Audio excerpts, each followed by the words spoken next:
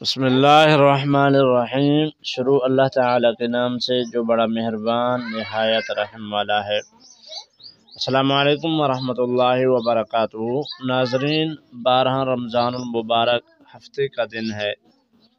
آج جو میں آپ کو وظیفہ بتاؤں گا وہ اللہ تعالیٰ کا ایسا اسم اعظم ہے جو اللہ تعالیٰ کو سب سے زیادہ پسند ہے، اور اس اسم اعظم کو پڑھنے کے فوراً بعد اللہ تعالیٰ سے جو بھی دعا مانگو گے اللہ تعالیٰ آپ کی دعا کو قبول فرمائے گا۔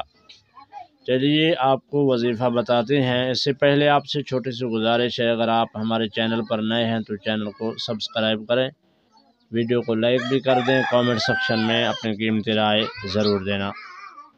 ناظرین، اللہ تعالیٰ کی ذات کے جو اسم اعظم ہیں، بہت سے اسم اعظم ہیں، ان میں سے ایک خاص اسم اعظم اللہ کی تسبیح، اور وہ تسبیح جو شخص بھی پڑھتا ہے اللہ تعالیٰ اتنا خوش ہوتا ہے اللہ سے، پھر جو بھی آپ مانگو گے اللہ تعالیٰ آپ کی ہر دعا کو، ہر مراد کو پورا فرمائیں گے۔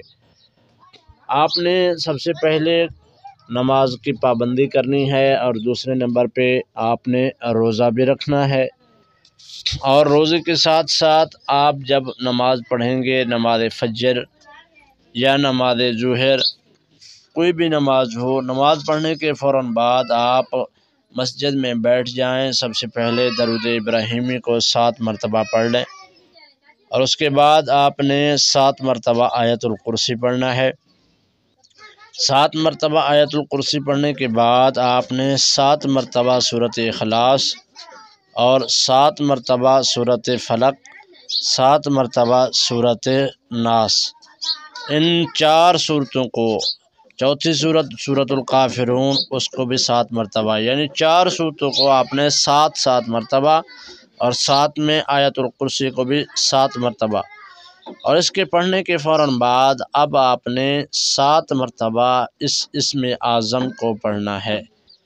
وہ اسم اعظم یہ ہے، یا ذل جلال والاکرام، یا ذل جلال والاکرام، یا ذل جلال والاکرام، اور ایسے ہی پڑھ کے اللہ سے دعا مانگیں، انشاءاللہ اللہ تعالیٰ آپ کی دعا کو قبول فرمائے۔